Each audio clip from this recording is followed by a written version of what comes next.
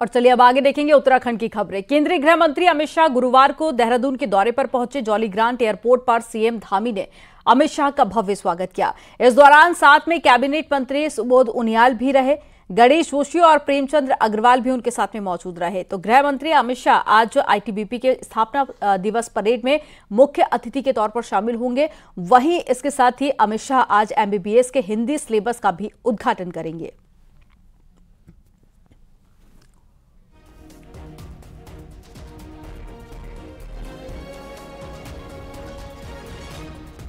और ज्यादा जानकारी के साथ में भारती सकलानी देहरादून से लाइव जुड़ गई है। भारती का रुख कर लेते हैं। भारती, गृह मंत्री अमित शाह कल ही देहरादून पहुंच गए थे। जॉलीग्रांट एयरपोर्ट की तस्वीरें भी हमने देखी। आज दिन भर क्या कुछ कार्यक्रम रहने वाले हैं, कौन कौन से कार्यक्रम में शिरकत करेंगे, और साथ ही एमबीबीएस के छात्रों के लिए हिंदी सिलेबस भी आज जो है उसकी शुरुआत भी हो जाएगी। तो एक तरह से जो एमबीबीएस करना चाहते हैं, डॉक्टर बनना चाहते हैं, उनके लिए आज का दिन बेहद महत्वपूर्ण रहेगा। बिल्कुल, आज का दिन बहुत खास है। सबसे पहले बात कर लेते हैं आज सुबह के कार्यक्रम की अमित शाह की। केंद्रीय गृह मंत्री अमित शाह कल देर रात पहुंचे जॉलीग्रांट एयरपोर्ट पर। जैसा कि आपने बताया कि कई मंत्री वहां पर मौजूद थे, मुख्यमंत्री खुद वहां पर मौजूद थे और उन्होंने उनका स्वागत किया। रात में आईटीबीपी के गेस्ट हाउस में ही अमित शाह रुके हैं। आज सुबह 10:30 बजे आईटीबीपी सीमा द्वार में स्थापना दिवस परेड होने जा रही है आईटीबीपी की, और उसमें शिरकत वो करेंगे। 1 बजे तक वो वहीं पर रहने वाले हैं। वहां पर जो कार्यशैली है वो देखेंगे, समझेंगे। इसके बाद 1:30 बजे के करीब उनका कार्यक्रम है दून मेडिकल कॉलेज में, और इस कार्यक्रम का शुभारंभ करने वाले हैं केंद्रीय गृह मंत्री अमित शाह। हिंदी सिलेबस मेडिकल का, जिसको लेकर सरकार लंबे समय से कवायद कर रही है कि जो पहाड़ के स्टूडेंट हैं जो हिंदी में मेडिकल की पढ़ाई करना चाहते हैं, उनके लिए ये कहा जा सकता है कि लंबे समय से इंतजार किया जा रहा था और सरकार इस कवायद में लगी हुई थी कि बच्चे मेडिकल की पढ़ाई हिंदी में कर सके। क्योंकि पहाड़ के दूरस्थ इलाके से जो स्टूडेंट्स आते हैं उनके सामने कई बार इंग्लिश में पढ़ाई करने में दिक्कतें आ जाती हैं। लेकिन अब मेडिकल की पढ़ाई करवाने वाला उत्तराखंड देश का दूसरा ऐसा राज्य बनने जा रहा है। इससे पहले मध्य प्रदेश में मेडिकल की पढ़ाई करवाई जाती है हिंदी सिलेबस में। अब दूसरा ऐसा राज्य होगा उत्तराखंड जहां पर स्टूडेंट्स अब मेडिकल की पढ़ाई हिंदी सिलेबस में कर सकेंगे। बिल्कुल भारती, और जिस तरह से हम हिंदी को बढ़ावा देने की कोशिश लगातार करते हैं, उसके लिए ये एक तरह से मील का पत्थर भी साबित होगा। जानकारी साझा करने के लिए बहुत शुक्रिया भारती आपका। और बद्रीनाथ से बड़ी खबर आ रही है, जहां पर प्राधिकरण की टीम ने 9 होटल सील कर दिए हैं और यहां पर कुछ बन चुके होटल और कुछ निर्माणाधीन होटल पर भी कार्रवाई हुई है, जिसके बाद में हड़कंप मचा हुआ है। यहां अतिक्रमण और बिना नक्शा पास कराए होटल बनाने का आरोप लगा है, जिसके बाद से ये कार्रवाई की गई।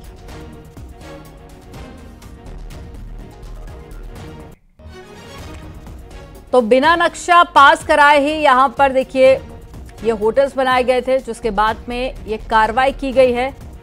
और ज्यादा जानकारी के साथ में नितिन सेमवाल जुड़ गए हैं। नितिन, कार्रवाई को लेकर क्या जानकारी मिल पाई है? कितने होटल को चिन्हित किया गया है? अभी तक कितनों पर कार्रवाई हो चुकी है?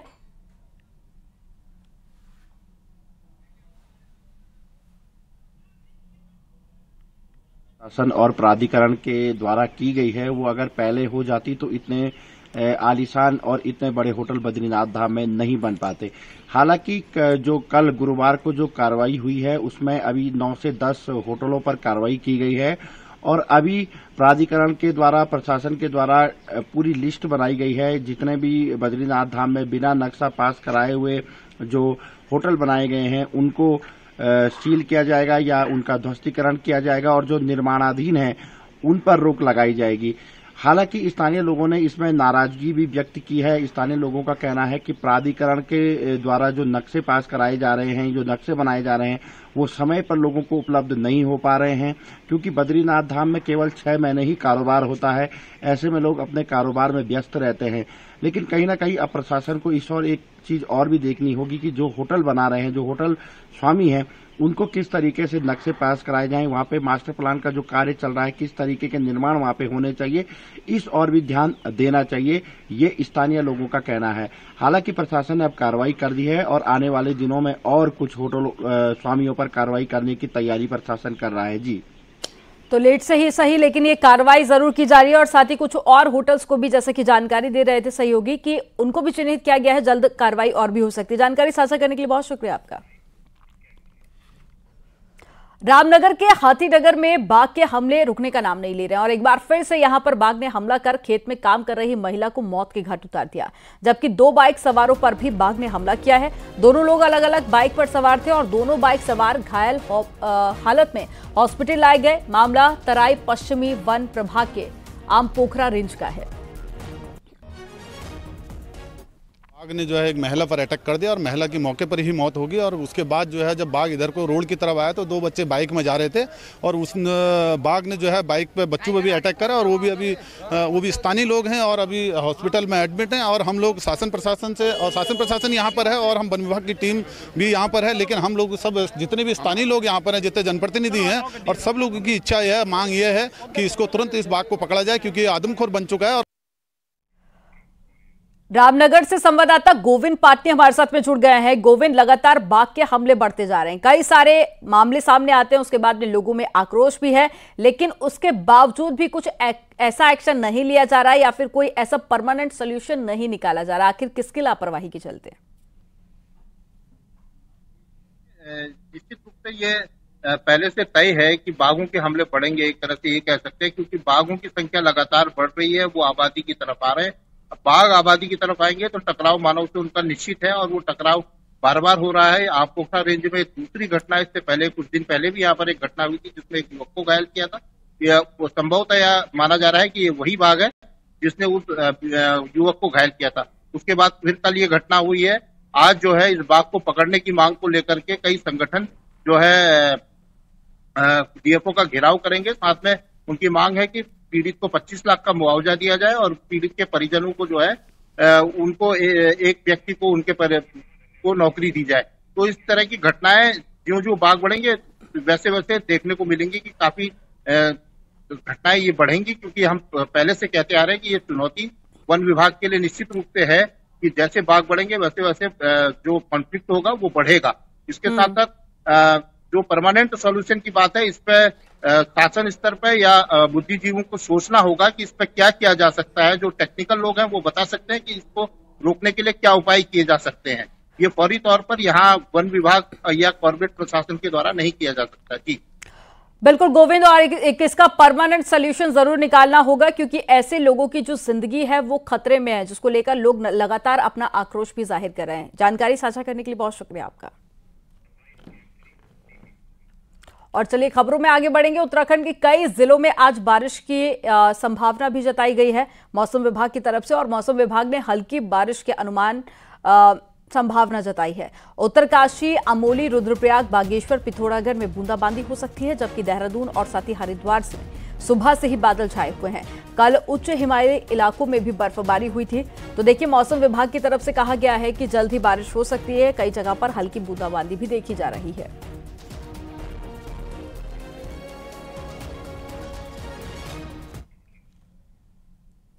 लैंसडाउन के राजकीय इंटर कॉलेज जयहरी खाल को हाईटेक बोर्डिंग स्कूल के रूप में डेवलप करने का सपना आज भी अधूरा है, जिसके चलते इंटर कॉलेज स्कूल की बिल्डिंग सिर्फ शोपीस बनकर रह गई है। एक रिपोर्ट आपको दिखाते हैं।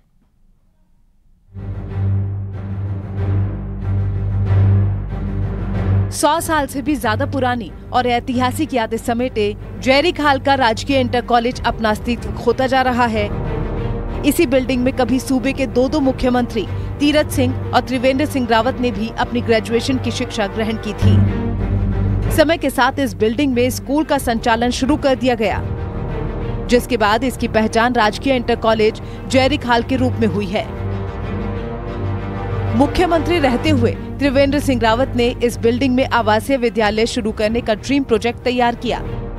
स्कूल को खाली कर बच्चों को दूसरी जगह शिफ्ट किया गया और निर्माण कार्य शुरू कर दिया गया, लेकिन आज सालों बाद भी आवासीय विद्यालय का प्रोजेक्ट अधूरा है, जिसे लेकर अब स्थानीय लोगों से लेकर विपक्ष भी हमलावर हैं। पढ़ के ना जाने कितने आईएएस अफसर निकले, और आज इससे बड़ा दुर्भाग्य क्या होगा कि ये राजकीय इंटर कॉलेज जयहरी खाल आज अपने अस्तित्व के लिए रो रहा है। मैं सोचती हूँ कि जिस तरीके से इस पूरे प्रकरण को देखती हूँ, जब 2019 में इन लोगों ने इसका शिलान्यास किया और कहा कि यहाँ पे नवीनीकरण किया जाएगा, इसका सौंदर्यीकरण किया जाएगा। वहीं मामले में खुद त्रिवेंद्र सिंह रावत भी मानते हैं कि काम होना था लेकिन नहीं हुआ। इसके साथ ही त्रिवेंद्र ने लोगों से स्कूल के लिए आवाज उठाने की बात कही है। परिवर्तन जब होता है तो हर किसी की अपनी अपनी प्राथमिकताएं होती हैं। मैं तमाम जो हमारे पुरातन छात्र हैं, जो जयरीखाल लहसोन के रहने वाले हैं, तमाम लोग, उनसे कहना चाहूँगा कि उसके लिए थोड़ा आवाज़ उठाएं। तो आवाज़ उठेगी लोकतंत्र में तो फिर सरकार का ध्यान उधर जाएगा। करोड़ों रुपए की लागत से स्कूल की नई बिल्डिंग तो तैयार कर दी गई, लेकिन कई काम आज भी अधूरे हैं। ऐसे में इलाके के बच्चों के भविष्य को संवारने के मकसद से बड़ा काम माना जा रहा है। ये प्रोजेक्ट आखिर क्यों ठंडे बस्ते में डाल दिया गया, इसका जवाब किसी के पास नहीं।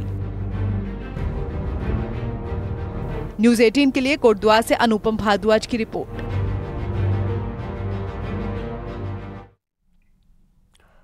चारधाम में रील बनाकर लाइमलाइट बटोरने वाले लोग इस बात से परेशान हैं कि आखिरकार केदारनाथ बद्रीनाथ में वीवीआईपी के लिए नियम क्यों बदल दिए गए हैं। रिपोर्ट आपको दिखाते हैं।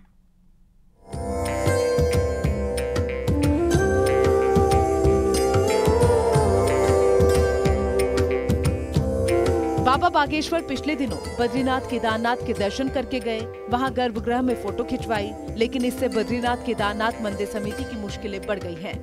सोशल मीडिया में क्या विपक्ष और क्या सोशल मीडिया इन्फ्लुएंसर सभी इसी बात पर नाराजगी जता रहे हैं कि आखिरकार वीवीआईपी के लिए नियम क्यों बदल दिए जाते हैं। मंदिर में फोटो खींचना, वीडियो बनाना प्रतिबंध किया गया है, तो वीवीआईपी कैसे फोटो खींच रहे हैं। वो वीवीआईपी हो या वो सामान्य वर्ग का आदमी हो या वो हमारा कहीं से आने वाला यात्री हो, वो किसी भी क्षेत्र का हो या किसी भी राज्य का हो, और कितना भी वीवीआईपी हो, कितना पैसे वाला हो या कितना भी पॉपुलैरिटी वाला हो, भगवान से बड़ा कोई नहीं है। और हम सबकी आस्था भगवान केदार पे है। मैं खुद रुद्रप्रयाग का निवासी हूँ, रुद्रप्रयाग का रहने वाला हूँ। तो मुझे लगता है कि चाहे कितना भी वीवीआईपी हो, उसके लिए और सामान्य आदमी के लिए अलग अलग नियम नहीं होना चाहिए। वहीं चारधाम तीर्थ पुरोहित महापंचायत भी इस पर नाराजगी जता रहे हैं और सरकार से कार्रवाई की मांग कर रहे हैं। तरह से वर्तमान बद्रीनाथ केदारनाथ मंदिर समिति की कार्यशैली रही है वो सवालों के घेरे में है, और यहाँ पर जो है आम श्रद्धालु और विशिष्ट लोगों के बीच में मंदिर समिति ने एक खाई खींच दी है, और यहाँ दर्शनों के लिए जो है अति विशिष्ट वीआईपी लोगों के लिए अलग व्यवस्था की गई है और आम लोग श्रद्धालुओं के एक अलग सी व्यवस्था की गई है, जो निश्चित रूप से सनातन धर्मावलंबियों की भावनाओं के साथ एक तरह से ये खिलवाड़ है। वहीं बद्री केदार मंदिर समिति के अध्यक्ष से जब इस मामले को लेकर सवाल पूछा गया तो उन्होंने कहा कि नियम सबके लिए बराबर हैं, लेकिन कांग्रेस इस मुद्दे को हवा दे रही है। देखिए, केदारनाथ के गर्भगृह का फोटो वायरल होने का जो मुद्दा है वो कांग्रेस का सुनियोजित दुष्प्रचार अभियान का हिस्सा है। कांग्रेस को ऐसे आरोप लगाने से पूर्व अपने गिरेबान में झांकना चाहिए। कांग्रेस के तमाम नेताओं के गर्भगृह से फोटो प्रसारित हुए हैं।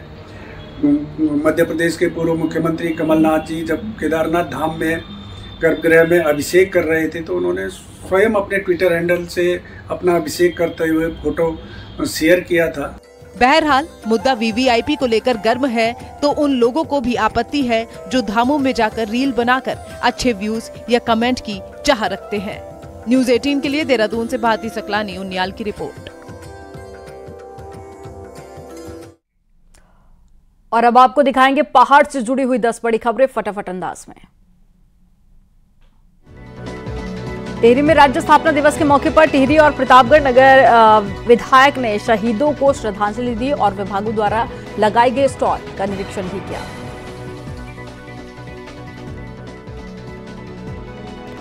रामनगर में राज्य आंदोलनकारियों ने शहीद स्मारक पर राज्य आंदोलन में शहीद आंदोलनकारियों को श्रद्धांजलि दी।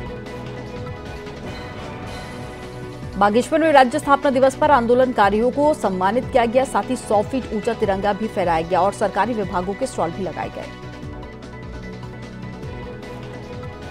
राज्य स्थापना दिवस पर हल्द्वानी के स्वराज आश्रम में कांग्रेस कार्यकर्ता जुटे और राज्य आंदोलनकारियों को नमन किया गया, साथ ही चुनौतियों से तैयार रहने का संकल्प लिया गया। नैनीताल में राज्य स्थापना दिवस कार्यक्रम के दौरान वन विभाग के कर्मचारियों ने विरोध दर्ज किया है और सैलरी नहीं मिलने से नाराज कर्मचारी धरने पर बैठ गए। उत्तरकाशी में नेशनल बुक ट्रस्ट की गंगा पुस्तक परिक्रमा यात्रा को डीएम ने हरी झंडी दिखाकर रवाना किया। ये यात्रा गंगा किनारे बसे 22 शहरों से होकर गंगा सागर तक पहुंचेगी।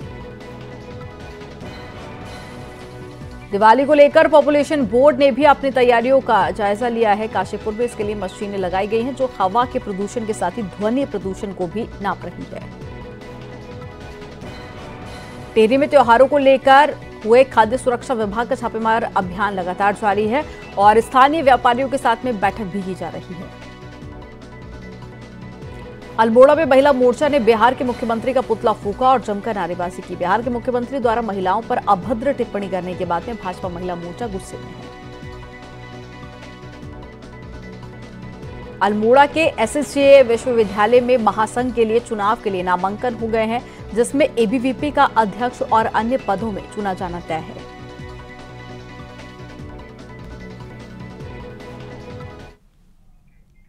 देश भर में आज धनतेरस का पर्व मनाया जा रहा है। कार्तिक कृष्ण पक्ष की त्रयोदशी तिथि को धनतेरस का त्योहार मनाया जाता है और इसी दिन से दिवाली के 5 दिन के पर्व की शुरुआत हो जाती है। धनतेरस इस 5 दिवसीय पर्व का पहला दिन होता है और धनतेरस का शुभ मुहूर्त आज दोपहर 12:36 से शुरू होकर कल दोपहर 1:58 तक रहेगा।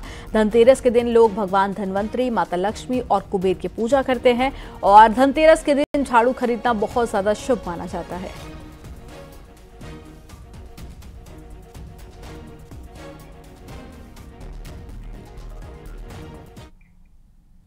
बद्रीनाथ धाम में कुबेर देवता की विशेष पूजा की तैयारी चल रही है और इस पूजा में दूर दूर से श्रद्धालु धाम में आते हैं। इसी से जुड़ी एक खास रिपोर्ट आपको दिखाते हैं।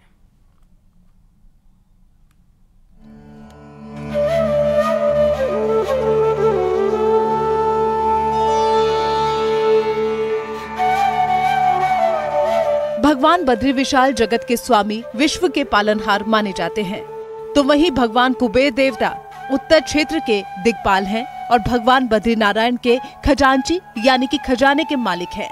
ऐसे में उनकी पूजा करने से, उनके मंत्रों का उच्चारण करने से आपके घर में धन की, वैभव की वर्षा होगी।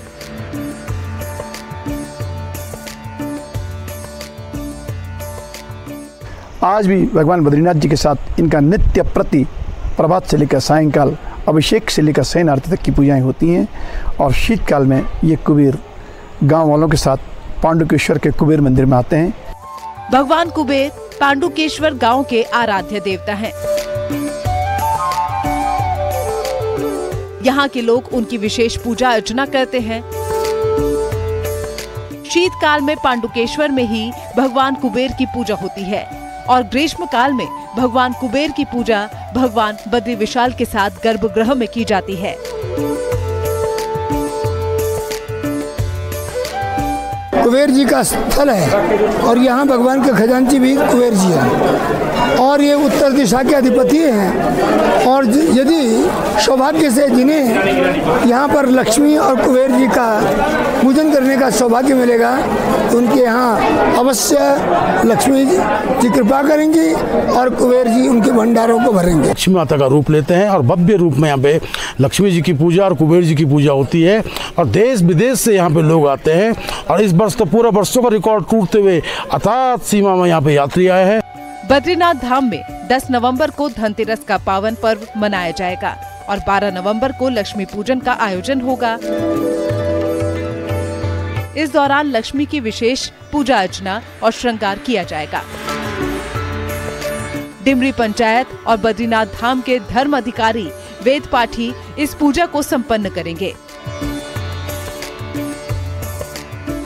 बद्रीनाथ जी में तो स्वयं भगवान कुबेर जी विराजमान है और विभिन्न प्रकार के यात्रीगण यहाँ आते हैं। माँ लक्ष्मी जी का जो कॉइन होता है और कुबेर भगवान जी की जो कॉइन होता है जिस पे मूर्ति बनी रहती है, तो वो अपने घर में विशेष रूप से पूजा के लिए यहाँ से ले जाते हैं।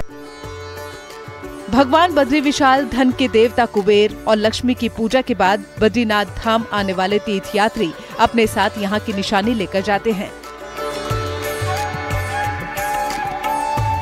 जिसे लोग अपने पूजा स्थल पर रखकर भगवान से 6 महीने तक धन धान्य और खुशहाली की प्रार्थना करते हैं।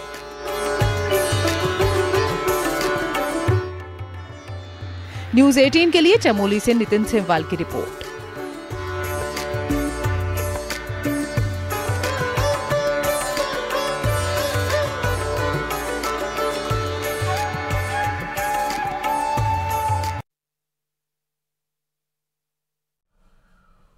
अल्मोड़ा को ताम्र नगरी के रूप में भी जाना जाता है और यहाँ तांबे के बने बर्तनों की मांग देश भर में रहती है। दीपावली के त्योहार में तांबे के बर्तनों की मांग और भी ज्यादा बढ़ जाती है। रिपोर्ट देखिए।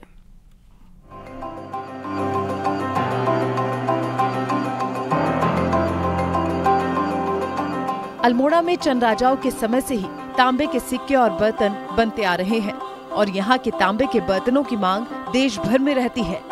पुराने समय में शादियों में पहाड़ में सिर्फ तांबे के बर्तनों का ही इस्तेमाल होता था, लेकिन आज ऐसा नहीं है। फिर भी अल्मोड़ा के तांबे के बर्तनों की मांग आज भी है। वहीं अल्मोड़ा के कारीगर आज भी हाथ से ही बर्तनों का निर्माण करते हैं। जैसे आपको पता है, अल्मोड़ा नगरी हमारे ताम्र उद्योग के लिए बहुत ज़्यादा प्रसिद्ध है। शुरू से यहाँ तांबे के बर्तन हाथ से बनाए जाते हैं या मशीनों का इस्तेमाल नहीं किया जाता है। यहाँ पर को हमारे यहाँ तांबे में आपका तांबा हो गए, कांसा हो गया, पीतल हो गए, इन सब के बर्तनों की बहुत ज़्यादा डिमांड है। जैसे अब यहाँ के जितने लोग थे वो जो बाहर जाके बस गए हैं, उनका भी काफ़ी ज़्यादा तांबे की तरफ रुझान है। त्योहारों और शादियों के सीजन में तो तांबे से बने गागरी और पूजा के बर्तनों की मांग बढ़ जाती है। कई लोग तो अपने रिश्तेदारों से अल्मोड़ा के तांबे से बने बर्तनों को ही मंगाते हैं। अल्मोड़ा में तांबे के बर्तन पहले से ही बहुत ज्यादा प्रसिद्ध हैं, चाहे फिर वो गगरी हो या कोई लोटा हो।